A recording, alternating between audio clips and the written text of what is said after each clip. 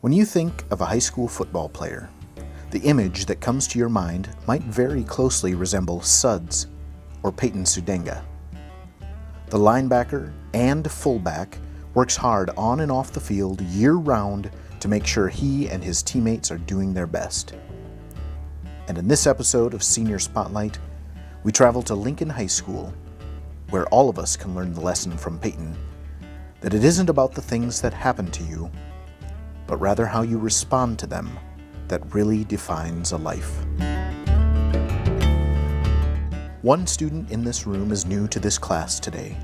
A last-minute schedule change early in the school year will hopefully mean the chance at an opportunity scholarship as senior Payton Sudenga considers colleges.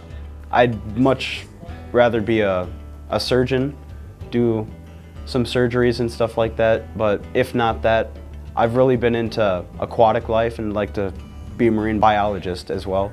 Equal parts good student and outgoing human being, Payton will likely have no problem achieving these goals. I've been Payton's counselor going on 4 years now, and from this time I've always observed him as a super friendly, outgoing, likable guy. Payton is a super self-sufficient student, and he's very independent and he knows what he needs to get done. He definitely has spoken with me when we ever have scheduling issues, but because he is so self-sufficient, he pretty much knows what's going on and he knows what he needs to do to take care of it. I have friends in all friends group. I got friends that are really smart, and I got friends that are just athletic. I got basketball friends, baseball friends, and it's just, if you get a conversation with me, I can basically get along with you and keep on talking. Teachers will always put me in next to someone that they don't think that I'll talk to, but I can always get the most silent kid in class to have a conversation with me because I just love to converse with other people. That's my highlight of the day. I get to come to school and have interactions with other people. But school is only one aspect of his busy life. In fact, it's pretty well known that if anyone knows Payton, they know that football is his passion, and pretty much everything he does year-round is to better himself for football, whether it's weightlifting, the weightlifting supplements he's really interested in. Any of those things are really working towards bettering himself.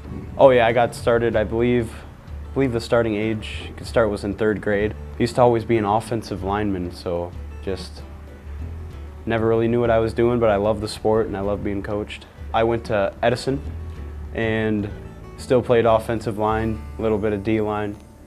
And then high school, it all kind of shifted over because I wasn't really big enough to be like a defensive lineman. They still had me playing O-line, but that's when I got shifted into linebacker, which is now my primary position. At the beginning of the season, we had 7 guys really going hard both ways, and personally, I thought we had an amazing team. We had a great quarterback, and unfortunately, first game he tore his ACL again, coming from Wall when he tore his ACL back there too.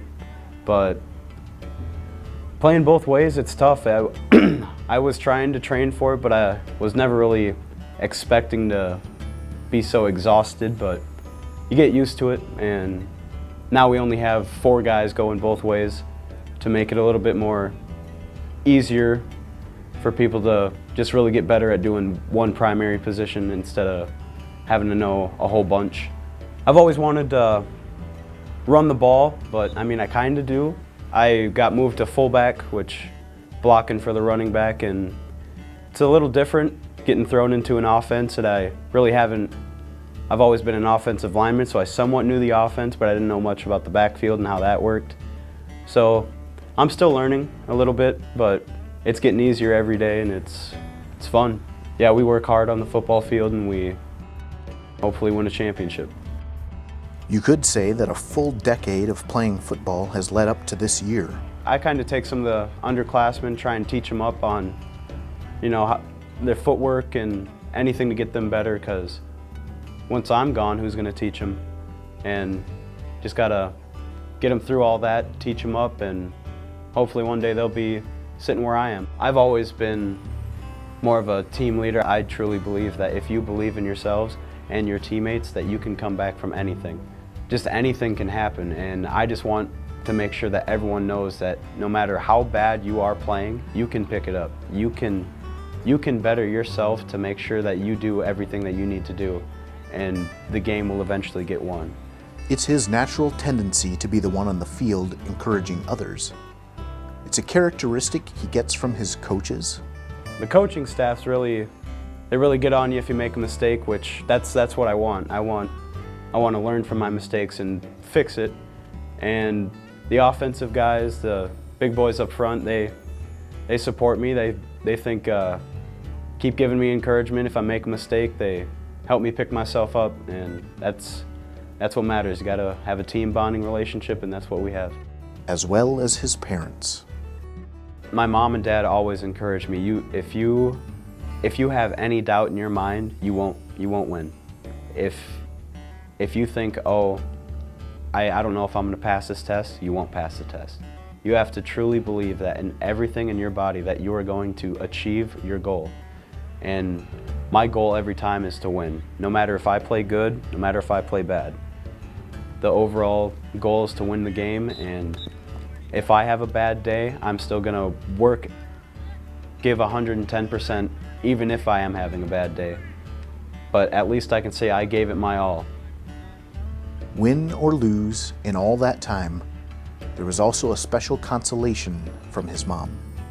No matter if it was a bad day or a good day, whether we won or lost, she'd come up to me, said, "You played a good game. There's nothing you could have done." And I'd always tell her, "Yes, there was, Mom. I could have played better. I could have read my reads quicker. I could have tackled better." And she'd be like, "But did you do your best?" And yes, I did. And she said, "Well, then there was nothing you could have done." It's a lesson Payton cherishes. It happened during May. That's when my mother passed, but she was dealing with breast cancer for 2 years or 4 years. It was terminal, and they told her when she was first diagnosed that she'd only have around 2 years to live. I believe it was stage 4 breast cancer, and she went through all her chemo. She even did radiation. She did everything to get through it, and she lived 2 years past what they said she was going to live, and I was grateful to have that much time with my mother. That's a huge, critical time in anyone's life. It's hard to process regardless of how old you are, but especially for a teenage boy still trying to figure out their place in life. So that's a hard thing to process, and I really admire how Payton really handled everything in stride and just remained the resilient, strong young man of character that he remains today. For a time, school was an afterthought. Towards the end, it got really bad, and I started to fall a little behind in school because they want you to do homework after school, but my mom needed to be taken care of, and that's what I did. And I wasn't really much to talk about it. I didn't want to tell other people what was going on because I don't want people to take too much time to worry about me because some teachers got a lot going on in their lives too, and I don't want to interfere with any of that. Once she got put into hospice, it just got really hard on me, and I just would go straight there after school, and I'd stay there for a little while, but it was hard to watch her in the state that she was in. I would say because he is humble, that he didn't want to, like you said, burden anybody else with his problems. I think that Payton is really well loved among Lincoln staff and students, so I think everyone was willing to help him however they could, but he definitely was very private and very humble about the whole situation. I think he was willing to accept help from people, but I don't think it's anything that anyone enjoys talking about, actually. But Payton forged on. He asked for help, and unsurprisingly, he found it. Once I told teachers, a lot of them were very understanding, and they'd let me turn stuff in late for full credit, and I eventually did get caught up and got good grades, and overall that's what my mom would have wanted. It helps that he's an excellent student too, even during that rough time, he was able to bounce right back, and communicating with teachers really helped, and they were, like you said, more than understanding and flexible and willing to help him however they could. And naturally, his brothers were right there for him. the support I got from my football team was completely amazing. They picked me up in ways that are just unreal. It's hard to explain, but that's why we got such a strong bond. Love them so much. They told me this year, they said, this year isn't about a championship. This year is about winning for my mom.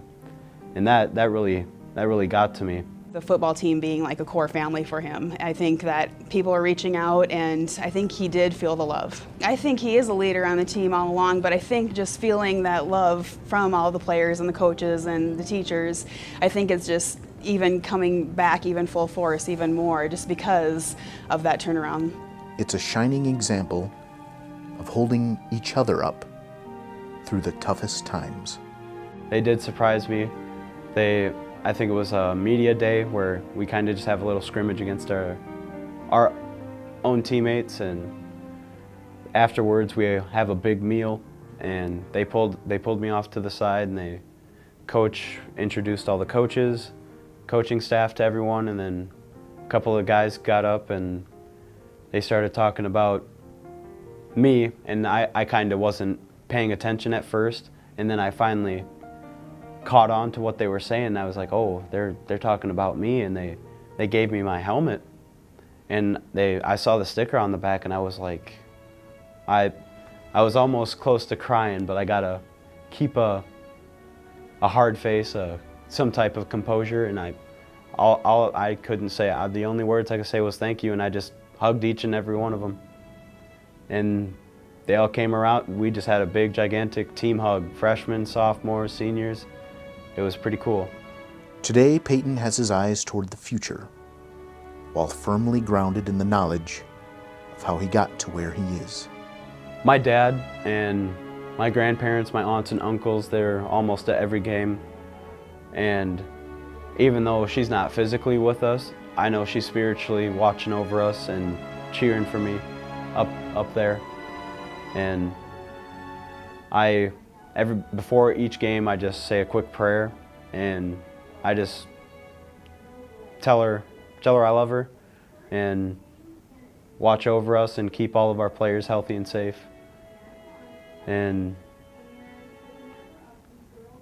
I don't know, it's just makes me feel better to talk to her right before a game and then go out there and play.